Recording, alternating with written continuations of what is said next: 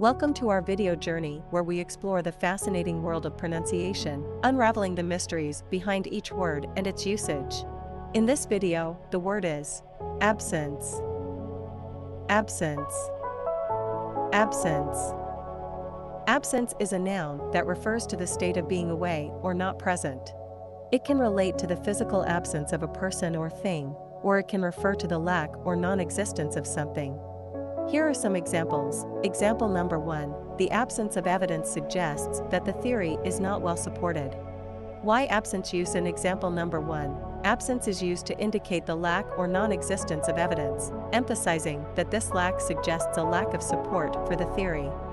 Example number 2. Employees are entitled to take a certain number of days of absence due to illness. Why absence use in example number 2? In this example, absence is used to refer to the days when employees are not present at work due to illness, emphasizing their entitlement to such leave. Stay tuned for more linguistic wonders and join us in unlocking the magic of language. Thanks for watching, and until next time, keep speaking, writing, and embracing the beauty of words.